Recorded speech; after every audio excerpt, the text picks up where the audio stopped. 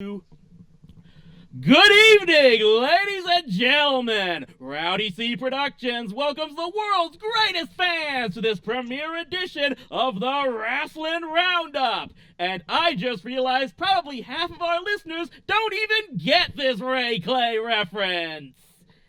Yeah. Oh, that was amazing. I'm so excited to get this show on the road. Yeah, you know what? You go big or go home. That's what I always say. But yes, welcome everybody. This is Rowdy C. Chris Lee Moore for the premiere edition of what we're for now calling the Rasslin Roundup. I'm joined, as I hopefully will be every time, with your comic strip critic, John Paul Weber. Thank you very much for having me here. It's a lot of fun, and this is going to be one of my first online productions where I actually don't talk about newspaper comics all the time. And I'm excited for the change of pace. I almost feel like I should come up with a different gimmick or a different title for this. I need to reinvent myself more often than Chris Jericho does. Yeah. Like I said, I've got at least some experience talking about this with, of course, my own wrestling Mark character. In addition to my usual stick of reviewing bad TV shows as Rowdy C, but that's kind of going in. I think that's kind of how we're gonna start off this premiere edition by just explaining ourselves and how we became wrestling fans ourselves, and how that basically led up into our decision to start up this whole podcast. I'm gonna let you start with that. That's fair enough. Like I said, my name's John Paul Weber. I'm known online as a guy called the comic strip critic who talks about newspaper comics like Garfield, Calvin and Hobbes, etc., where wrestling basically never gets mentioned. So I got started in wrestling Christmas of, I want to say, 2013. My little brother was showing me clips online of some dude called Batista about to smash some dude called Rey Mysterio in the face with a steel chair.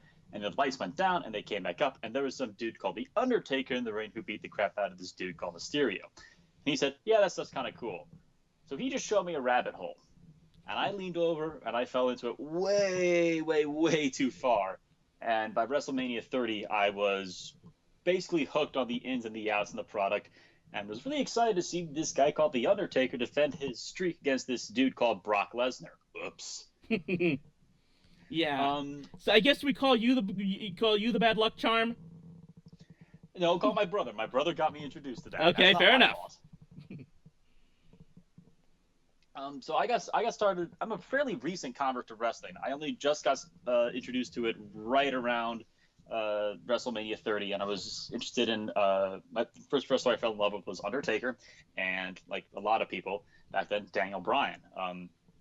A lot of people think of WrestleMania 30, I know, as the year the streak ended, or the mania the streak ended. I remember WrestleMania 30 for the triumph of the Yes Movement. That's what I think of. So that's sort of that's me. That's how I got interested in wrestling, and I'll let Chris introduce himself and some of how he got interested in wrestling before we talk about how we got into a very lively discussion on Facebook, which led to this. Oh, absolutely. And that's kind of, what this all came to be. It was kind of a snowball effect of my own. And I kind of explained all of this in a whole article that I published on rowdyc.com some time ago. I'll probably link to it on whenever I post this ultimate podcast. But yeah, to start off with me, even before I started out as an internet critic, years before, I was a fan. I'll admit, I did not get into wrestling until about 2002. Now, that doesn't seem like, obviously that's longer than my tag team partner here does, but I was still, not that young when I did. Now, the thing is that for years before then, I was a big-time fan of a bunch of other sports. Baseball, soccer, basketball, followed all the local major league teams here in Dallas-Fort Worth. I freely admit that for a lot of those years, I was one of those sports fans that kind of frowned on wrestling for all the reasons that a lot of people do. I know a lot of people in the sports media to this day that still have those hang-ups about wrestling. But back around April, May of 2002, my curiosity just started getting piqued. So one day, I finally decided to tune into I didn't have cable back then, so I turned into UPN to watch what I would later learn was actually the very first edition of SmackDown after they officially changed their name from the World Wrestling Federation to World Wrestling Entertainment. I didn't know that at the time. Now, obviously, when I tuned in, I was shocked they were calling it all WWE and everything. So it's obviously a very recent change, but I had no idea that I didn't learn until many years later that the change had just happened that very week, and that was the very first SmackDown, which aired just a few days after the very first Raw as WWE. And then I just kind of just saw that it was more than just a bunch of scripted sporting events, that there was a lot of play acting and characterization, and because in addition to being a sports fan, also being a student of theater. I've attended theater school for many years. I was in a number of live stage productions. I kind of got to see that side of it and thought, okay, yeah, these guys are essentially playing characters in front of a live audience. This is pretty neat and cool. So that was kind of built up into that. And so I basically got started. Got into wrestling right at the start of what's been known as the ruthless aggression era of WWE.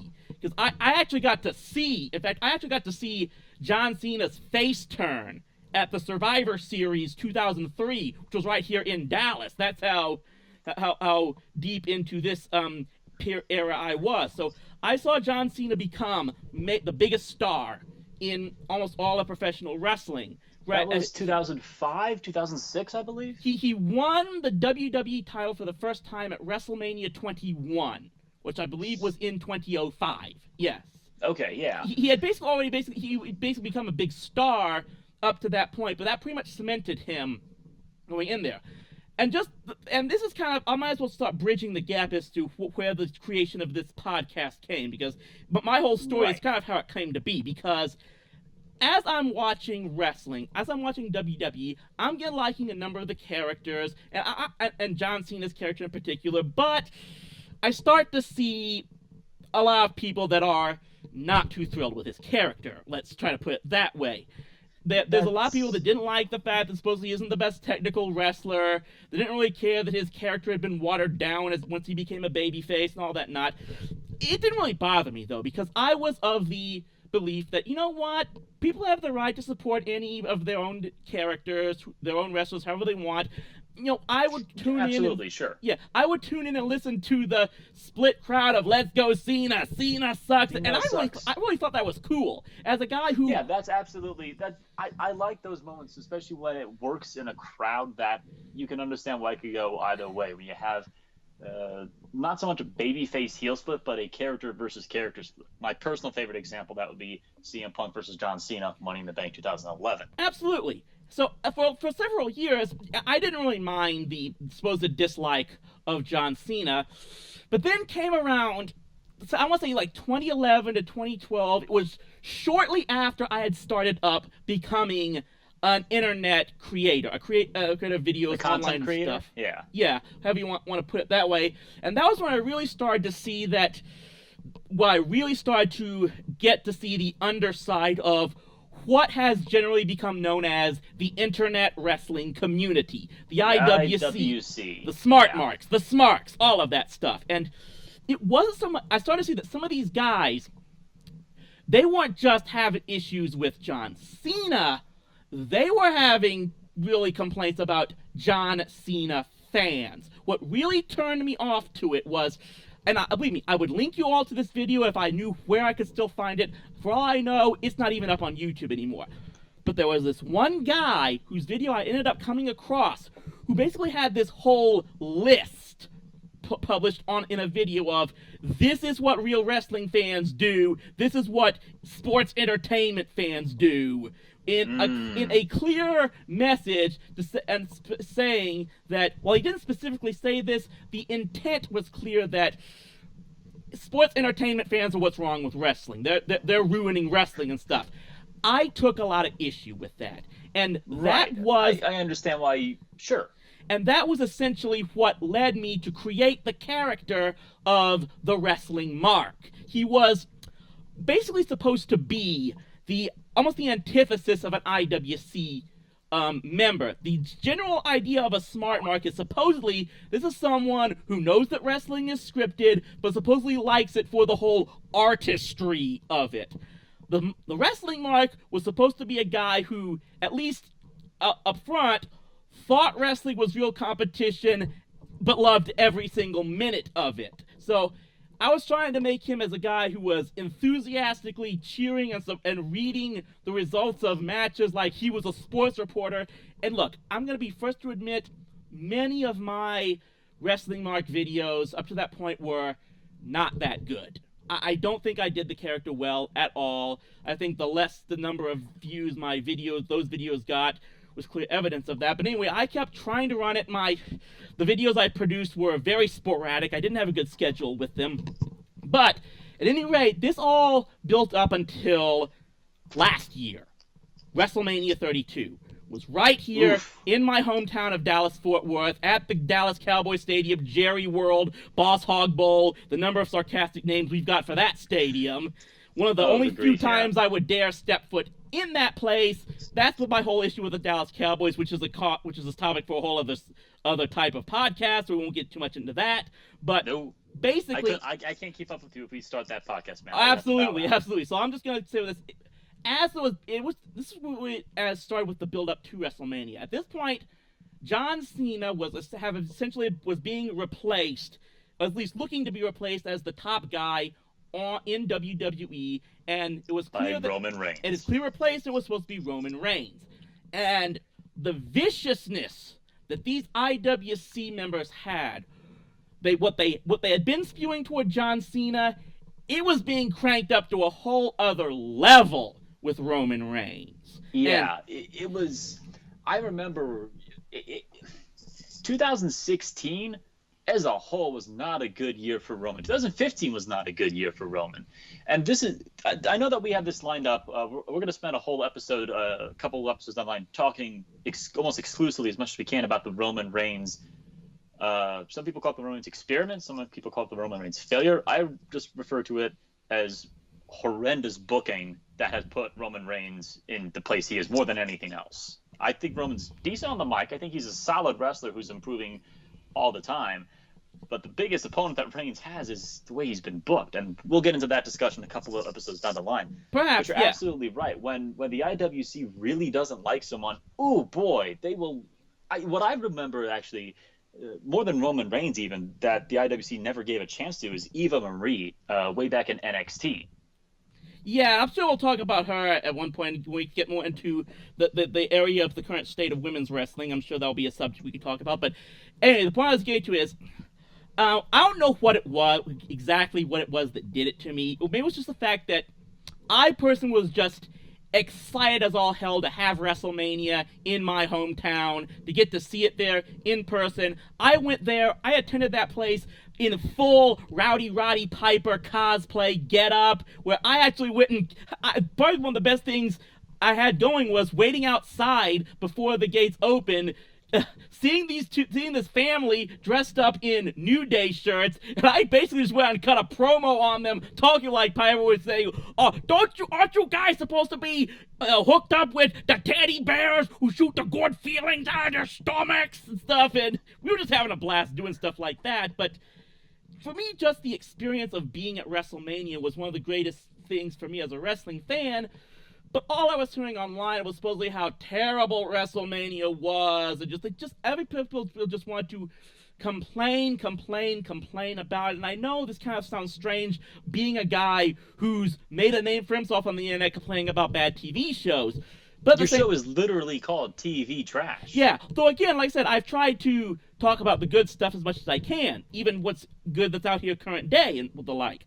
I try to do my best to balance it out, but I don't know, something just snapped in me after WrestleMania 32, and that's when I made the decision to basically have the Wrestling Mark undergo his heel turn, so to speak, where basically he went from being someone who was trying to just talk positives about the state of WWE to a guy who admitted on camera that, yeah, he knew that wrestling was staged from the beginning, but he was finally fed up with all the garbage complaints from the IWCs, and basically the Wrestling Mark turned out to being a guy who complained about the smarks and how the direction of WWE almost to the day after WrestleMania had almost become like they were trying to pander to that crowd because, like, let's say ever since the start, at the end of WWE, they ended up bringing up and trying to push a lot of NXT call-up talent,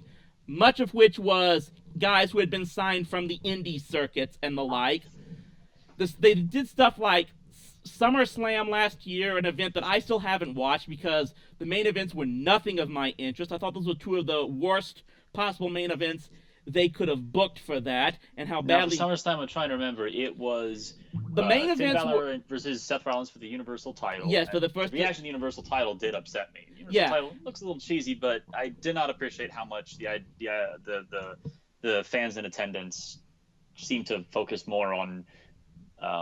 What's the term I'm looking for? On insulting the belt itself more than paying attention to the actual match. Yeah, I didn't like the fact that they basically put the belt on Finn Balor just a month after he was called up. That got my goat because these are people who complain that Roman Reigns is being shoved down your throats, and we're going to talk about this later. Absolutely, right there before the comment section starts to spew napalm down. Yeah. We probably need to pace ourselves. But if you're trying to remember, the other big title match that night was Dean Ambrose defending the WWE title against Dolph Ziggler, which I thought was an absolutely terrible program. You basically had babyface versus babyface, in which your top babyface champion was basically made to look like a jerk because he was constantly taunting Ziggler about never being able to win the big one, and I thought that killed Ambrose's push as champion. At first, I tend to agree with you, honestly, because I think Ambrose does have decent potential as a face, but especially when you compare him to the other his ex co-Shield members, you could have a really decent program, which we'll get into if I talk about how I will book Roman Reigns later, because I would ironically have the Lunatic Fringe be the most noble and loyal of all three Shield people. But I got the appeal of wanting to turn Ambrose into sort of this rough and tumble, almost stone cold rebel sort of roughhousing sort of face, but I actually compare him more to Brian Pillman more than Stone Cold, to be perfectly honest. And admittedly, being a fairly recent wrestling convert who doesn't have a ton of time to watch a ton of shows in the network, enough. I know nothing about Brian Pillman. Please don't hurt me. Absolutely, no problem. Well, I'll just let you know, they've got quite a few similarities, character-wise. Right down to the fact that I think they're both from Cincinnati. So there's that kind of similarities as well. But yeah, that's a fair enough assumption. I would love to. Hopefully, we can help educate each other more on the history of wrestling and stuff as we go on in this thing. But anyway, as long as we're speaking about the history of wrestling. Before we delve into the negative too much, let's try and keep this moving along. Sure. Let's talk about. We've been starting off. We've talked about things that we don't like. Let's talk about the stuff we do like. I'll let you. I'm actually going to grab the microphone away from you a little bit. Sure. I'm going to hog the screen time. I want to talk about one of my favorite wrestlers and one of my favorite wrestling, not just matches, but it culminated in a great match. But I have one of the best storylines behind it that I have ever liked in wrestling. And, well, of course, two of the greatest of all time and two of my favorites. I know that a lot of people prefer the WrestleMania 25 match, but I think that the WrestleMania 26 match between The Undertaker and Shawn Michaels, the career versus streak match that ended with Shawn Michaels' retirement, was almost pitch perfect in just about everything. The promo package, if you haven't seen it, you can find it on YouTube. It's maybe about 5 minutes long, and it paints Shawn Michaels' descent into almost madness or insanity as he becomes obsessed with breaking the streak of The Undertaker. So many twists and turns from the Royal Rumble to him popping up at the end of Elimination Chamber.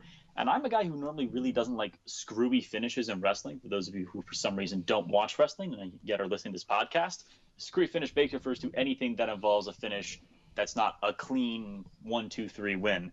But it's one of the few times that I actually thought a screwy finish worked impossibly well, like incredibly well. And then to top it off with all that, it had a great match at the end with a great result at the end. And the weird thing is, it was one of those matches where I really wouldn't call either person a face or a heel. And that's the moments to me when You can have great face and heel matches. Cough Daniel Bryan versus Triple H at WrestleMania 30. Um, but when you have those moments where it's just character versus character, my other favorite character versus character match is Sami Zayn versus Adrian Neville back down in NXT for the championship. Um, we had a heel, a hero. Ooh, words. We had a face versus a sort of slightly heelish face because Adrian Neville wasn't a straight up heel.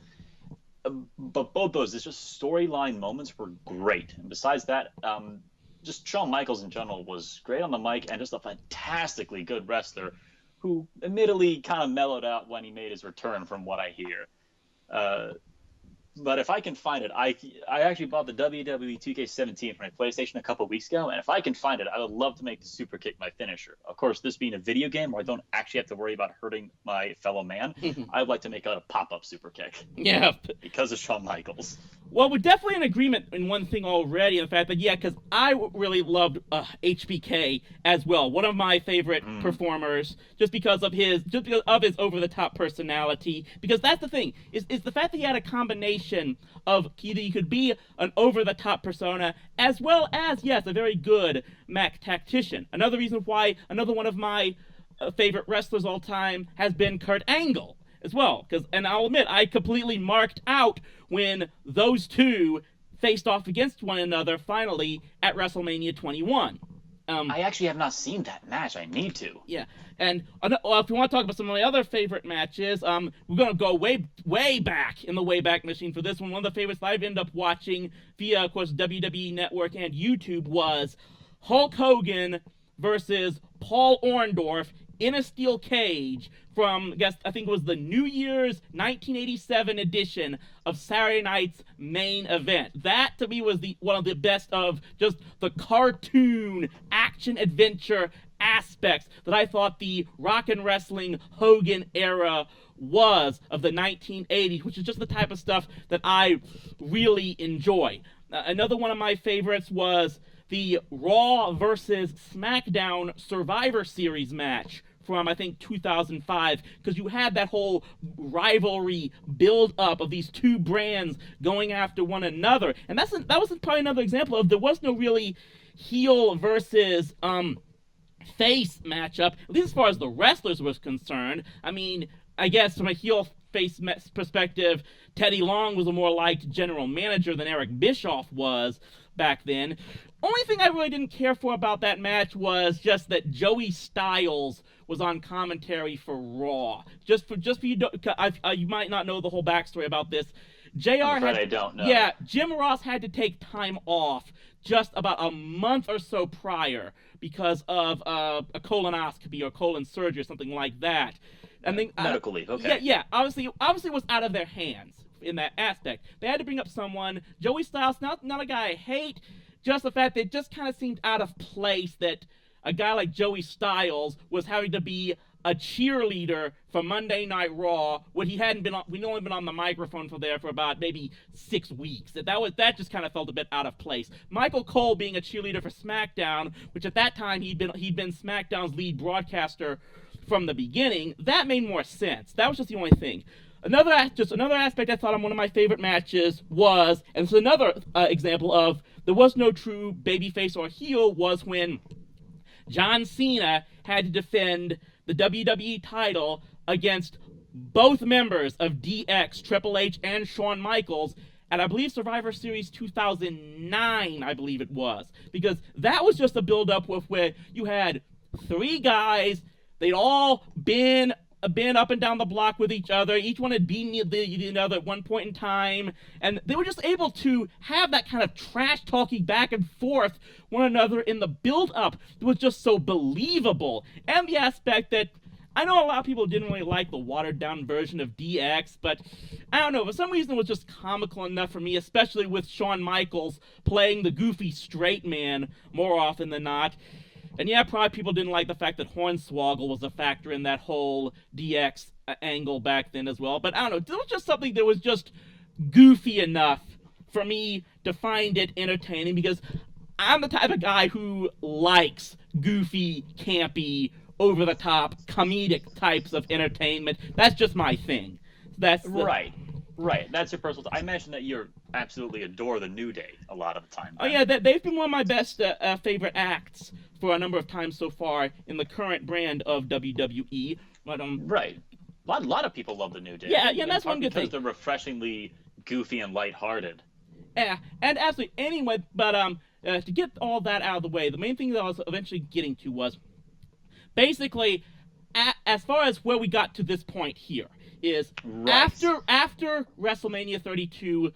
Yeah, I really changed about how I was talking about wrestling online, and that's where I really started kicking into overdrive about my criticisms of the IWC crowd, not just as my wrestling mark character, but was making a lot more posts about it on Facebook and Twitter and stuff. Right. And Yeah. and yeah, was getting a lot of criticisms about that from a number of my other wrestling fans. I don't know if Brandon Nichols, the hardcore kid, is going to be listening to this, but I kind of got on his nerves a bit more often. I know I've definitely been kind of having it kind of got me an antagonistic relationship with the real Don East on Twitter. Nice guy, met him. He was at WrestleMania 32 last year as well. Nice guy. We just have very strong disagreements about what we think the state of wrestling is going. And yeah, just I admit I kind of got very vocal about it, and I expected to draw some criticisms for it, but it just basically Right. got to the fact where I know one way or the other, and I want to do something like this. Let me say this: for a long time, I was wanting to do some type of podcast like this. I've been on Duke CT's podcast a few times already. Charles Thomas, check his stuff out, definitely. But it's just a point where eventually it got to the point where I know you basically said we should just be talking about this on some kind of a forum like this. And when you said Right. that, I'm like, yeah, I'm down for that. I've been down for it for a long Yeah. time. So yeah. So part of the point of this is Chris and I have very different opinions about what the state of wrestling should be and where it should be going, and what WWE's type of wrestling should be, which are all very heavy subjects, which we're going to get into in a couple episodes down the line. We're going to break it down into smaller topics. And we definitely hope to have other guest stars as well. I mean, I know that I would love to have Jared Rosenfeld or Rosenhacker on occasionally as a guest star. Another wrestling fan of mine we've had some hot top discussion topics about is Jeff Gwinnett, aka Writer's Block, another guy Mm-hmm. who we've known from back from our old Reviewers Unknown days. So I'd definitely love to Right. have him on here at one point in time. We definitely hope to make this a three-man crew as often as possible, with a third member alternating guest stars on here as often as we can. So that's something definitely that everyone can look forward to checking out as we go down the line. Absolutely.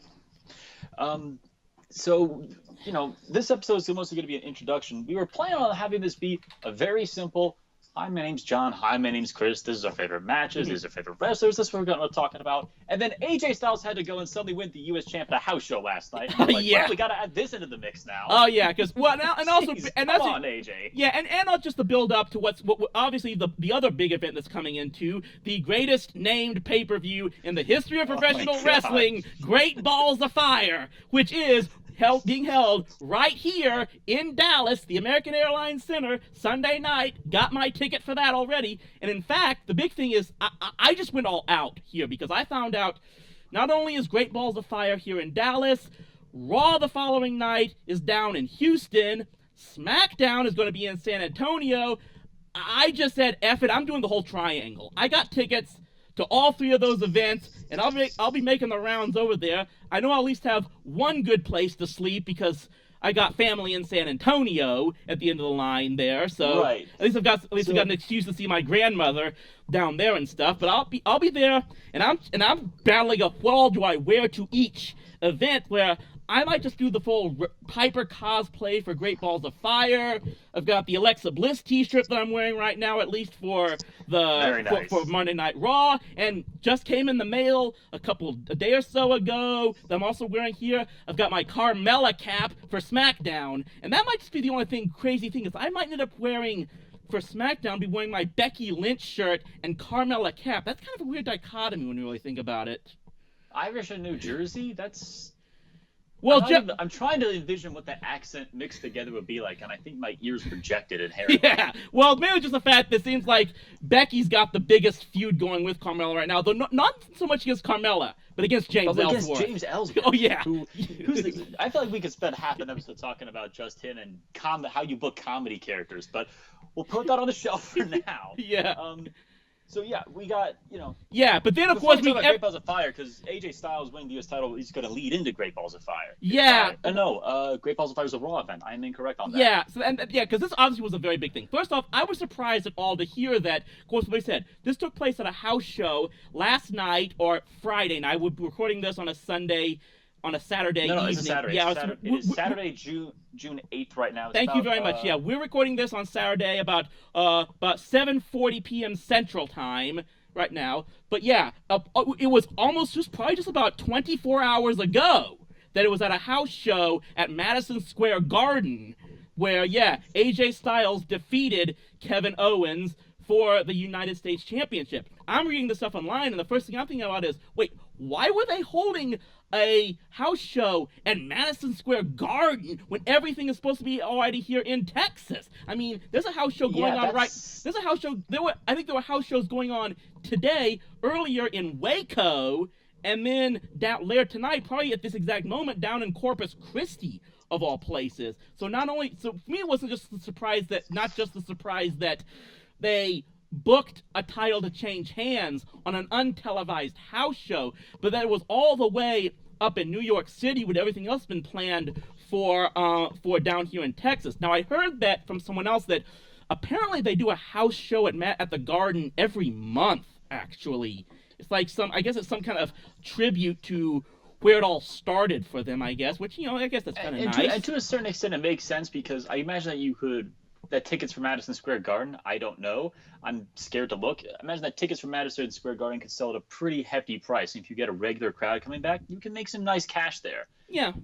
The thing that surprised me is, just that AJ won it on a house show, 48 hours before a pay-per. Now, I keep forgetting this. He's not defending his title on this upcoming pay-per-view. Yeah. He's not going to be defending at Great Balls of Fire. And from what I've heard, this is what goes on. Supposedly, the reason there's a couple of possibilities for this happened. One, people are bounding on the possibility that Kevin Owens is hurt. That this may have had to have partially been something they had to do because he's going to need some time off. I don't know I don't have nothing to verify or validate that, so there might not be any truth to it. This is one reason I take all dirt sheets and all online wrestling reporting with the biggest grain of salt possible. I take it with a full-on salt lick. So, because... Maybe, yeah. The first portion of that, if I type in Kevin Owens injury into Google, the first thing I see is that on the 6th, he broke his thumb. But... Yeah, I don't know. I don't know if that'd be enough to stop him from being champion, The more likely thing that I was hearing is that this was supposedly... They were taking the opportunity to have AJ Styles have a huge moment for himself at Madison Square Garden. And that's why I'm almost banking on this right now. This could be happening at this exact moment as we're recording this. That I would not be surprised at all if Owens wins back the title right here tonight in Corpus Christi, and by the time SmackDown goes on live in San Antonio this Tuesday, Owens is going to be champion again, and while they did mention the title change on WWE.com, they might not even mention the back and forth transfer titles on SmackDown. That's at least the wild guess I've got going as of right now. That's a good idea, because it does get AJ on the record as a U.S. champion. It gets Owens on the books as I was going to say 2-time, but 3-time U.S. champion. That would make him now if he wins it back tonight. And it doesn't confuse people who don't follow house show scuttlebutt all the time. Because if you're watching SmackDown one week, you see Kevin Owens champion. AJ didn't win it. No one fought him for it. And the next week, AJ shows up as champion. You're going to be confused. Well, especially because that does make a lot of sense. Well, especially because remember, the current storyline is that AJ has a shot at the title because he won I think it was. Well, I'm trying to remember exactly what happened there, because he won a match with Justin Gable that somehow got him into the U.S. title picture. My memory's a blank right now. Yes. Now, was that just to get him the title shot, did that get him into a battle royal that he eventually won? I'm trying to remember that. I'm not. You're probably not. Probably can't help much because you've told me you don't actually aren't able to watch Raw or SmackDown right now. I do not have cable at my Yeah, apartment. No. yeah. So and I'm not going to unfortunately, drop $80 a month just for Raw and SmackDown. yeah, I understand. What I do is I follow some websites like Wrestling Observer Newsletter and What Culture, just because they're you can get a general feel for what has happened in an event, and also WWE's weekly videos on YouTube that they upload, which translates to still about 20 or 30 minutes worth of video clips, which is not an insubstantial amount. You can generally get an idea of what's important and what there's the stuff that they decide to edit down and post on YouTube should honestly be the stuff that they're wanting people to focus on. Yeah. And like I said, obviously, $80 just for wrestling. I can understand that. I did tell you could still probably get it for $25 a month with Sling TV. That's what I Even so, $25 a month for just Wrestling and SmackDown for 5 hours of wrestling a week, in addition to the job I already run and other things I do on the side. That's understandable. Which is another topic entirely that we will talk about at some point. Is how wrestling fans consume their wrestling content, whether they watch it live or they just follow Scuttlebutt or they just subscribe to a couple Twitter accounts that post GIFs of the cool moments. There's all sorts of different ways to get involved that can affect people's perception of what wrestling should be, and we'll definitely they think wrestling should be. And we'll definitely probably talk about, of course, the other wrestling promotions that probably a lot of people follow. I've got my history of, smaller promotions that were being held right here in Dallas. I'll probably talk about eventually somewhere down the line. But we are definitely getting into the fact that the big issue right now is the Great Balls of Fire pay-per-view from the American Airlines Center this Sunday night, which I've got. It's gonna be the first WWE event I'll be watching from the upper level, because I just want to see, maybe just because I'm thinking, and I'll see what the view's like from that point. I've usually gotten seats in the lower concourse corner more often than not. Because and you guys should get a good view. And like I said, I'll say this: I don't know how many live events you've been to, but none. In terms of wrestling, none. I know that Fastlane 2016, and I think it was an NXT or a SmackDown Live was held. I live in Cleveland. Since I haven't said that yet, I live in Cleveland, which up until a couple years ago was a fantastic place to be a sports fan. Yeah. But thank you, LeBron. You finally brought us a championship after half a century. Now, I wish my Indians got it together. I used to be the biggest Indians fan back in the 90s. Didn't tell me for life, baby. But I didn't attend either of those because I didn't know SmackDown was happening when those tickets were being sold. And I thought about actually going to Fastlane, but that was the main reason why I didn't want to go is, again, this is leading up to WrestleMania 32. There was the number one contenders triple threat between Roman Reigns, Dean Ambrose, and Brock Lesnar. And let's be honest, if you paid attention to any behind-the-scenes scuttlebutt in the slightest, you knew how that match was going to play out, and that wasn't the match that I was interested in shelling out money to see live. Sorry. Yeah, fair enough. So, like I said, I'll say that. At some point, I might, depending on if NXT rolls into town, that might be fun to go see Asuka or Bobby Roode live, but we'll see what happens. Yeah, me, like I said, I've been to a number of different WWE events, many of which have been, like I said, at the American Airlines Center here in Dallas. And I tell you this, I almost do prefer the Raw and SmackDown events over the pay-per-views, just from the aspect of, as a guy who's big into television and performance and stuff, I love being able to see in person what goes on during those breaks and everything they do. That's true. Then for me, that's the additional fun of the whole thing. But this is going to be, I'm trying to remember how many pay-per-views I've seen so far, because I know I went to Survivor. The first one was Survivor Series. Now, when you say pay-per-views you've seen, you're talking about pay-per-views that you've been in attendance for in person? Yes. Okay. Yeah. All right. We'll put together a list for that now. But sure. Just before this gets a little out of hand, Great Balls of Fire. I mean, I have the card in front of me. You just want to run down the card and talk about what you're expecting out of each match? Absolutely. Okay. All right, pre-show match. We have for the Cruiserweight title, we have the champion, Adrian Neville. I still call him Adrian Neville, even though Adrian's not part of his billing name anymore, versus Akira Tozawa with Titus O'Neil as his manager. From what I hear, I haven't seen much of him because if I'm not paying much attention to Raw and SmackDown a ton or watching them live, 205 Live has pretty much slipped entirely under my radar, but I hear that Neville is doing absolutely amazing things, and kind of Yeah. think he should stay that way. Yeah, well, I'll say this. Yeah, 205 Live is kind of becoming the black sheep of the whole WWE conglomerate right now. I mean, not only is it not doing plenty of that great views online, apparently, for those of you not aware, 205 Live is held live immediately after SmackDown in the same building, and they've had some issues so far, for what I've seen of people who've attended. Of not a lot of people stay in the arena for 205 Live. They've got some half-empty places. I don't blame them. You've sat through 2 hours already. You have to wait for them to switch everything out, and it feels like you're waiting for an extra whole show.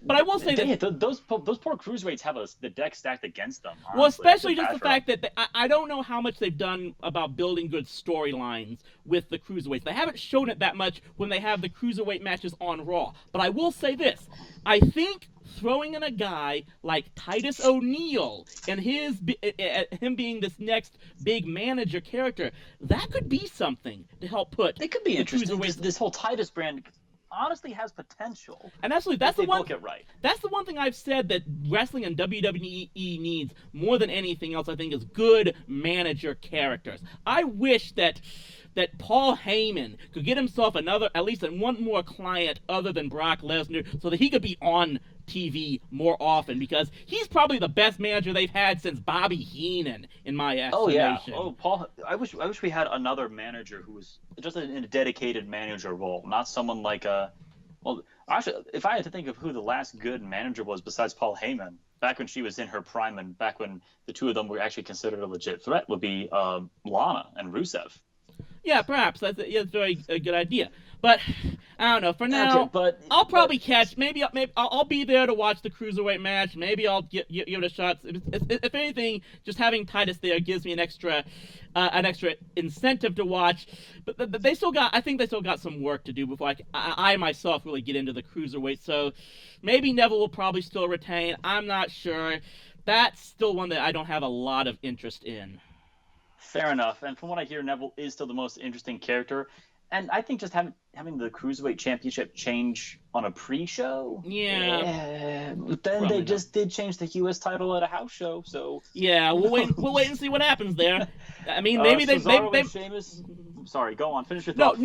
Just saying that might be something they might pull to try to spike up viewership of the pre-shows. That's something they may very well try. But yeah, go on to the tag team contest. Cesaro and Sheamus, the champions, defending against the Hardy Boys, who we still aren't sure if Matt's gonna break or not, because that's still a legal battle being fought. This is kind of a weird one. In a 30-minute Iron Man match. I don't think I've ever heard of an Iron Man tag team match. Yeah, I think this is probably the first time I've heard of it, to be fair, as well. And obviously, I think the fact you make a good point that probably the fact that they're still having debates on whether or not that they're trying to fight as to whether or not they can ever use, obviously, Matt Hardy's broken gimmick that made him such a huge star over at TNA Impact. That's probably a big reason why they're dragging this feud out, to be perfectly honest. Right. And as far as, that's probably a subject I'll talk about in a later episode as well, about how long certain feuds go on, whether or not, because I've got some interesting stuff on there. But, okay. I mean, obviously it's an Iron Man contest. Right now, I don't see any reason why they would change hands with the belts for this match. Sheamus and Cesaro will probably find some way to come out on top at the end. This one concern I have is the fact that if they're making it a 30-man Iron Man match, so this match is never going to go anywhere from 35 to 40 minutes with everything else included, there is some concern that that's going to cut a lot of the otto matches short, probably, unless they're willing to go overtime. That's my mainly concern, is that, I mean, so obviously they're going to have to do something really big to make this worth its while. That's my number one concern. Right. Well, speaking of, you said that you could say that this could make other matches short, and I'm going to skip over the way Wikipedia has it listed here, too. The match that I think should be really, really short, because it's a short dude versus a dude who's 7 foot tall, and you can't teach that. Enzo Amore versus the newly heel-turned tag team breakup master, Big Cass. This should be a murder. This should just be a straight up murder. Yeah, I would think so. And the only thing that will probably be difficult for people to stomach is that would probably mean that Enzo's then going to get booted down to the 205 live category. I'm going to say this. Ooh, I didn't even consider that. Yeah, I mean that's what some people are at least suspecting. Like I said, it's all internet rumors. Take it with a grain of salt. My mantra with the whole thing. I'll say this. Like I said, I knew that a breakup between these guys was coming up and inevitable. Yeah. I was just really hoping that it had been Enzo that turned heel, to be perfectly honest. Because, I don't know, for some people, one, it may have been a swerve that no one saw coming. Also because I thought that I talked about this earlier. We talked about the need for manager characters. I thought Enzo's got all the potential in the world to be a great manager, heel manager character, to be perfectly honest. The guy does. I mean, I'm not trying to discount his in-ring skill because I'm sure he does have some good abilities. The other thing is he does. But if you talk about the two major components for us of being in-ring work and work on the mic, Enzo's scales are tipped so heavily that his microphone skills are, far outshine his ring work. He's an amazingly charismatic talker when he's got something juicy to chew on. Here's the other thing. My other concern is that, look, I believe that of those two, Cass is the guy who's got the chance to be a really big star. The only thing is, this is because it falls into another one of my biggest concerns with WWE right now. I would have much rather him come out as the face in all this because WWE is really lacking in good babyface characters right now, especially around the top of the card. Because I think that if they had the chance to make him a star and as a babyface, that would be the step in the right direction more than anything else that I think they could really go. That was probably my big disappointment there. To be fair, and this is a whole topic that we have lined up: is how do you make baby faces and heels in a world where, to be honest, kayfabe is completely and totally deader than dead. Yeah. And I'm gonna stop that conversation right there before we dive down that rabbit hole. Sure. You could spend hours and hours and hours talking about that. But we are Stay tuned next time, Big people. Cass should straight up murder Enzo Amore. Yeah. Solidify his heel turn, make him look threatening, and it just makes sense because Cass is like twice the size of Enzo. So unless the only thing I can think of is that they find a way to make Enzo steal a victory to set up a bigger match at SummerSlam, in which we'll get the big win for Cass that puts him over as a monster heel. That's the only way I would think of for a reason why they might have Enzo win this match. It could happen. If they do that, I kind of almost want them to add some sort of a no DQ stipulation, just so this is my personal booking is. And this will play into the heel and babyface. I want my heels to be way more heelish than they currently are. So I want Enzo to murder. I want Big Cass to murder Enzo with like a sledgehammer or a chair or something, because heels are not hateable enough. Oh yeah. Okay, we'll go back down the rock card here a moment. We have for the Intercontinental Championship, The Miz with Miz Taraj defending his IC title against Dean Ambrose. I think that Miz is, since the time I've been watching, Miz is the best IC champion since I started watching. When I think of the Intercontinental Championship these days, I think of The Miz, which is great for him, but a bizarre thing to be saying. If you told me that 2 years ago, I would go, The Miz? Yeah, I might be taking a gamble here and saying this and getting flamed comments for this, but yeah, he might be one of the best, at least, especially the best heels to hold the Intercontinental Championship since Randy Savage, to be perfectly honest. Honestly, I would agree with you on that. Just because like I said, what just blows me away about The Miz is how well he could play to the crowd. There's few in WWE right now who could do it better than him, especially as far as the guys are concerned. Now, like I said, I like Dean Ambrose as a character. I think this is one of the best feuds they've had the last few months, is this going on between Ambrose and The Miz, because Ambrose, his character is almost the exact perfect type of persona that could get under the skin of a character like The Miz, which is why just the fact that this has been dragged on back to even before when they were both on SmackDown, I can't really see it getting old, just because that Ambrose is that type of guy that could just keep poking The Miz on and off all the time. Right. And as much as I liked Ambrose and I want to see Ambrose win, and I think Ambrose can make a decent IC champ, The Miz just does it better. You got Hollywood glitz and glam against like grungy Cincinnati, CZW alumni. Yeah. Don't know what CZW is? It's a really garbage wrestling promotion. Garbage doesn't mean it's bad. It means that it is. I saw some clips from their version of WrestleMania recently, and it is like horrifying to watch. Yeah. There's a type of wrestling that's out there for everybody, and if you like CZW, power to you. But I saw a dude get power bombed onto a trampoline of barbed wire. Yeah, not horrific. my style either. It's not my I watched a couple of clips just to try it out. Oh, it's nightmarish. Yeah. Oh, it's nightmarish. Sure. I'm probably not gonna give it a try. My take on my other take on Ambrose is someone else brought this up, and I really kind of think it's a good point. Ambrose seems to be at his best creatively when he's the pursuer of a title, rather than being the one that holds the title. I think that's true for a lot of champions. Yeah. It actually goes back to, in fact, I think that actually goes back to something that Kevin Owens himself once said. I caught this piece of a shoot interview he had back when he was in Ring of Honor that said, being the champion kind of handcuffs you because you have to be totally focused on defending the belt. If you're not the champion, it's so you hard. if you're not the champion, you almost have more creative freedom to do more things. And, there's some truth to that, I think. There really is. It's the story of everybody wants to vote for Rocky the underdog. Nobody wants to cheer for Rocky the champion until he got the snot beat out of him by Mr. T in Rocky 3, and then had to go back and chase that to the championship again. Yeah. To be perfectly honest, this is a toss. This match is a toss-up for me. I can almost see it going either way, to be perfectly honest. Oh, I mean, probably obviously the smart money would be on Miz retaining, but it could go either way in my view. Right.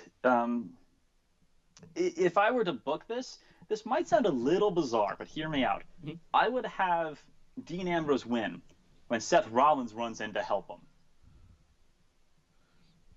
Okay. Okay, here's why. The Miztourage comes out, they start to help out Miz beat down Dean Ambrose. The ref doesn't see because refs are made of, tissue paper and broken glass and held together with spit. They start beating up on Dean Ambrose. Seth Rollins, who's still trying to become this baby face, as I understand it, looking for redemption, comes back to help an ex-Shield alumni and try and, help out his buddy, to help him out, his whole buddy, to try and seek redemption. So that I think that'd be interesting to have Seth try and almost like bring the Shield back together to try and solidify his face turn. Perhaps, but of course we have no. That's my fantasy booking.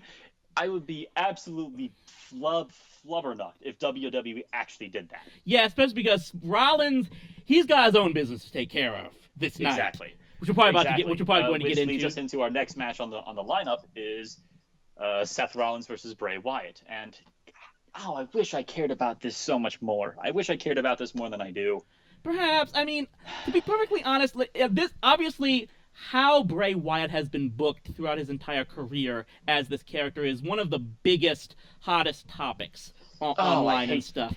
To be perfectly honest, Bray Wyatt should be the monstrous heel of this entire generation. I could do a whole episode on how they should have booked Bray Wyatt. Perhaps. Sorry, Adam Blomby. I'm not trying to steal your gimmick. Yeah, maybe we could. Maybe we might talk about someday. All I say is, for whatever reason, I'm almost starting to get what they're going for with Bray. It's almost like he's supposed to be the representation of the fear that you shouldn't have to fear. It's almost like he needs to lose all of his feuds so that the guy he's going up against proves that when you stand up to your fears, you're no longer afraid of whatnot. So I will say that's probably why I do kind of see Seth Rollins winning this match. Maybe. Maybe I'm just trying to find the positive too much on this thing. I think you're reaching. I sort of see what you're going from. Perhaps. I like your idea about how you don't need to fear. The only thing we have to fear is fear itself, as an old president once said. Yep. But on the other hand, I think it's more potent if you don't fear your fear, if your fear is something that's worth fearing. And yeah, Bray Wyatt has lost at 4 WrestleManias in a row. He's the anti-Undertaker, and he should be the next Undertaker. And I'm face-palming so hard right now because I want Bray Wyatt to be so awesome. Yeah, that's probably this is the match where I don't care who wins, just because Seth, I don't know. Yeah, Bray doesn't need it. This is too much of a throwing match, so I guess Seth should win it. I will say this: that this is a point in time where I'm finally starting to get on board with Seth's character, at least somewhat as a baby face. I mean, it took me a while just because like I said, we might be talking about this as to what it takes for me to dislike a character as a heel. I was a guy who never got over the fact that years ago he basically threatened to murder Edge and Christian on camera to get the Authority back into power, and that was something that, at least from a just from a kayfabe perspective, I wasn't willing to get over. But I don't know, there's just something about his promos recently, like he really does seem to be playing a believable character who's admitted his mistakes and wants to do better. That I don't know. I didn't think I would be able to do it, but for just some reason, I find it believable now. And so maybe I'm finally getting on board with him. Yeah, the Seth Rollins face turn has been very slow burning, and I like it that way. And I like the way they're doing this, where it's not an instant click of the switch from heel to face. It's very slow burning, and I like this idea of Rollins trying to have this redemptive arc. I think that's great. And that's why I like this. That's why I booked this idea of him running in to help out Dean Ambrose, him trying to redeem himself from his old Shield brethren, because that seems like a very if you're booking a redemptive story arc, I think that'd be a thing to do. But again, I don't think that's where WWE's going. So, yeah, this is a weird match, and I usually in most matches I have an idea of who should win, but this one I have no clue. But we're gonna move right along to the Raw Women's Championship, featuring one of your favorites on the wrestler right now, the champion 5 feet of Alexa Bliss versus the boss Sasha Banks for the Raw Women's Championship. I'll admit, this is probably the match I'm probably looking forward to. At least it's the first or second match I'm most looking forward to more than anything else. And yes, this is something that of course, a lot of my wrestling friends and we get really heated debates about that. I've really fallen in love with Alexa Bliss. Me too. She's. Well, I mean, one thing that kind of irks me is when people accuse me of saying you only like her for her looks. Let me get this out of the way first. Lana is a very attractive young lady. Emma is a very attractive woman. I really don't have any interest in their characters right now. They're not doing anything for me. But there's just something about the way direction Alexa has gone with her character that she probably almost could play. If she's not the best at playing to a crowd, she's second best behind The Miz in that aspect. And I might actually put her first. It's very possible. You can make an argument either way. Yeah. She is so good at being like this smug, snarky. Everyone in high school probably knew that stereotypical alpha bitch character who, the popular kid in school who you hated, but she was still the popular girl anyways. Like, that's how I see Alexa Bliss. But she, in terms of facial expression and the way she presents and carries herself, I think she's better than The Miz a lot of the time. And actually, she's a great character. And actually, I wouldn't even go so far as to put her as a stereotypical mean girl character. She's not like an elitist type like Michelle McCool apparently was back in her heyday. And I think what they're going with Billie Kay in NXT right now is that she's almost like a hybrid combination of that snobby elitist cheerleader type with the incredibly snarky, sarcastic jackass. And that basically, and that's the thing about me is that we'll probably talk more into this about talking about making faces and heels and stuff. But for me, I'm just find myself nowadays being the type of person where I've said this, I can't really hate a wrestler character just for being a sarcastic jackass because I'm a sarcastic jackass. Exactly. That's just like there's just something about her. And the other thing for me is, you talk about someone whose character has been mishandled and badly booked. I think they've been going the wrong way with Sasha Banks, because her entire, supposedly, this aura persona she has is being of this high maintenance, elitist. She's almost like the boss. Raw's version of Carmella, so to speak. But you put her in the ring, and then she just supposedly become this extremely plucky underdog that keeps getting the crap beat out of her all the time. I mean, her matches with Nia Jax really made me feel she was going to get snapped in two. Almost. You're right. But she keeps finding a way to win. That's the thing, is that just the way she performs in the ring doesn't seem to match, I think, with the type of character persona her character is supposed to be. And that's why I think I think you're right about this, and I'm going to interrupt you here because I think Sure. you mentioned to me earlier when we were doing some prep for this, you haven't seen NXT in a while, correct? not really, and I'll probably talk. We'll Okay. probably talk about that later. Sure, talk And that's about fine. Yeah. But if you go back and watch, I think it's NXT Takeover Brooklyn and whichever one was right after that. I forget which one it was. I was It might have watching been- back then, so I think I Okay. know. It's the feud that Sasha Banks had with Bayley when Bayley became champ, and then they had a 30-minute Iron Man match. It had one of the two best heel moments of the past since I started watching. And the other best heel moment also happened out in NXT when Sasha was a heel fighting Bayley, and she was breaking Bayley's hand on the steel tables, and she was throwing her into the lights and stealing Izzy's headband. And when she's allowed to be a heel, Sasha Banks is fantastic. She's a way better heel than she is a babyface. There are just some people who are better at doing one thing than another. And again, this is the problem where we're going to come back to this in some other episode, but booking baby faces and heels, you have to know your actors. In this case, Alexa Bliss, I would not make her a face anytime soon, but I will make Sasha Banks a heel. And as tricky as face versus face matches are, I think heel versus heel matches are even trickier. And so you have a great heel in Alexa Bliss versus an ineffective babyface in Sasha Banks. And so it's, I'm excited to see this because Alexa Bliss is great, and I like seeing what she does in character work in the ring. But it's hard to get behind Sasha for this just because her character feels kind of ineffective. And that's why I'm kind of picking Alexa to retain in this thing for now, because I do think a Alexa Nia Jax feud is in the works. It's coming down the line. I think that's pretty much where the women's title picture is ultimately headed. Of course, No, it's if you're booking Alexa Bliss versus Nia Jax, then again you're booking heel versus heel, and then you're putting Alexa in the position of David in a David versus Goliath story. That's one problem. A face position. That is an issue. So I do want, and that does make me wonder where they would go with it. That's just a wait and see. We'll have to find out. But that's a little while down the line, so I'm not going to get hung up on that too long. But we both agree, not the best in terms of persona booked match through no fault of Alexa Bliss's, but I think again she should. We both in agreement. Alexa Bliss, champ for life. She's great. Yeah. This one we could again have a masterclass on this as far as babyface versus heel work goes. The ambulance match between Roman Reigns and Braun Strowman. And this is going to be the second ambulance match I've ever seen in person. Because I've never been to a live wrestling show. Yeah, because I got to see Shane McMahon versus Kane in an ambulance match at Survivor Series 2003.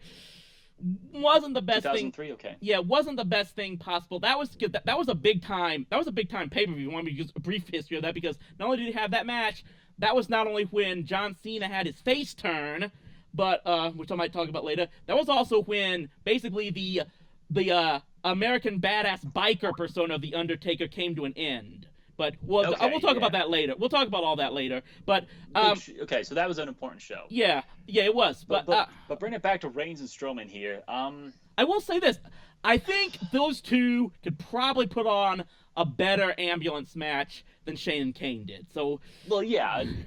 In terms of both character, in terms of in-ring ability, these two guys are both great.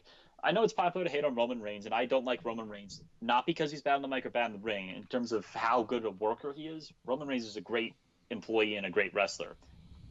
Don't hate me. Comment section.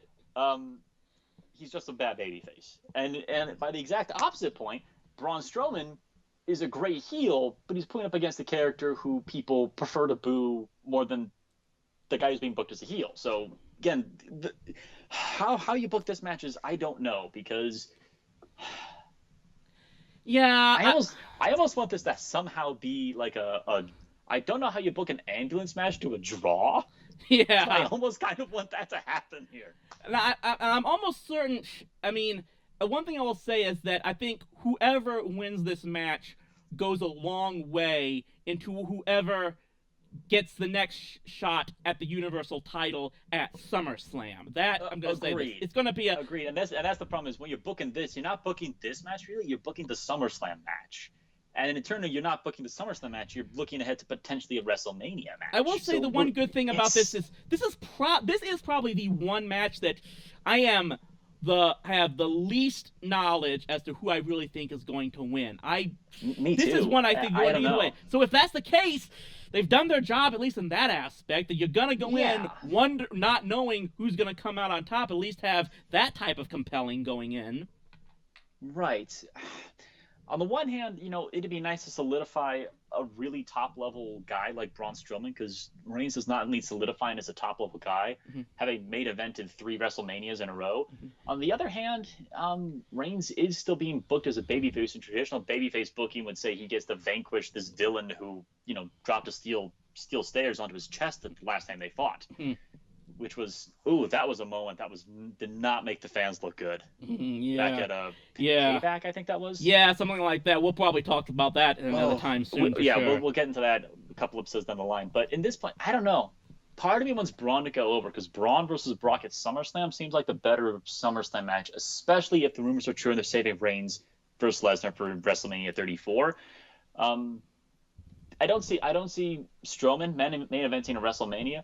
Obviously, I know that I can see Reigns main eventing a WrestleMania because it's happened. So I kind of want Strowman to win, and then I don't know if you could do this. I would either book in a draw or put Strowman, throw Reigns into the ambulance, and then have Strowman tip the ambulance over the side of the stage. Yeah, something like that. Yeah. Oh, that'd be nuts. Yeah. No, I don't actually want to do that, because that's way too risky a spot to have Reigns perform. Absolutely. Do it in a video game. Sure. Do it in a CGI effect. Do it in the backstage segment, but not live in front of the crowd at the top of the stage. No. Tricky match. Hard to know how to call this one. No, yeah. Could go either way. I guess I want to see Strowman win. And you're ambivalent? Yeah, Okay. Yeah, I guess I'm just more interested in I'll see where this one goes and see how it goes into SummerSlam and see where it takes it there. You can go either way. I think either one winning could be instrumental toward advancing another storyline. So either way would be good for me. All right, and then that takes us up to the Universal title match. Brock Lesnar, with Paul Heyman at his side, versus the Destroyer, Samoa Joe. The Conqueror versus the Destroyer. Ooh, I don't know. I'm going to say this. You talked about earlier about how difficult it supposedly be to book a heel versus heel match. They got me into this one. I will say this. No, they're good. I'm surprised that this is. At least they've established Samoa Joe as a legitimate threat to Brock Lesnar. For now I'm still established Samoa Joe as a legitimate threat. Period. Yeah, which I is still good, think because Lesnar feels a little like he's phoning it in these days. Honestly. Yeah, now, I'm still picking Lesnar to retain in this match, but at least they've got it. They've got me interested in thinking that he's gonna get taken to hell. I think by Joe for the most part, which is the first time we've probably seen that from Lesnar in a long time. Right. I think you're right. I think that's how the match is going to play out, is Joe's going to give Lesnar a good fight, but Lesnar's going to retain. I think that's how it's going to play out. I kind of want Joe to win, though, just for the shake-up. Just so we can see the title more, and just so it could be on the belt of someone who could really solidify himself as a big-level heel with the title. Which I think if you have because we're not going to do the whole babyface heel thing a ton right now, but Samoa Joe is a great heel. He's a great, intimidating, scary heel, and if you want to build good baby faces, you need good heels to contrast them against. And Lesnar's not really a great heel. Yeah. He's neither a heel or a face, and I think that's kind of he doesn't have a character, really. He's more just a suplex piston machine. Yeah, I think the one thing is that he's too mechanical, I guess you might say, as a performer, and the fact that he basically needs Heyman to talk for him, who's supposed to be a heel manager, but Heyman is one of those guys that he's just so damn good on the mic, it's really hard to hate him. Exactly. I guess what I'm saying is I want Samoa Joe to have the belt, because Samoa Joe is the better character. Yeah. That's my thought. Yeah.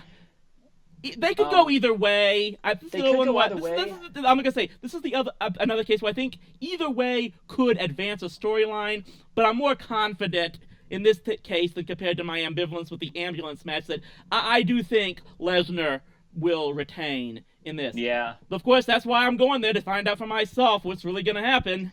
And I can't wait to hear, we're going to record again either a week from tonight, next Saturday night, or 2 weeks. We're still up in the air about whether there's going to be a weekly or bi-weekly podcast. We'll talk about that. We definitely off hope, the air, yeah. so you don't have to listen to our managerial stuff. Yeah, we definitely hope. We've been at this for about an hour and 15 minutes now, and we've talked about a lot already. So I'm actually glad we were able to get this much material in. I wasn't sure we could do it for this opening.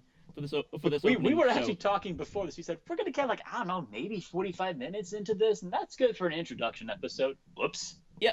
Well, at least I think this proves that maybe we can do this thing. Oh yeah, absolutely.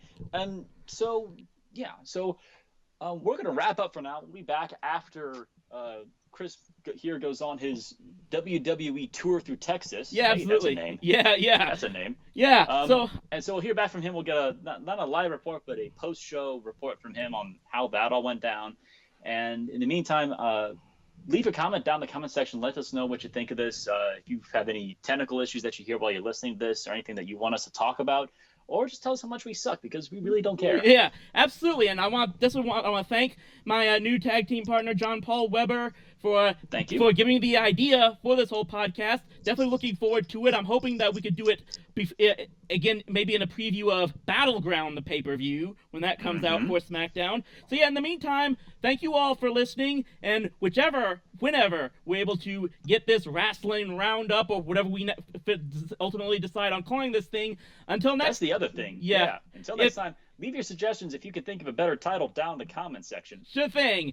And until then, stay rowdy, my friends.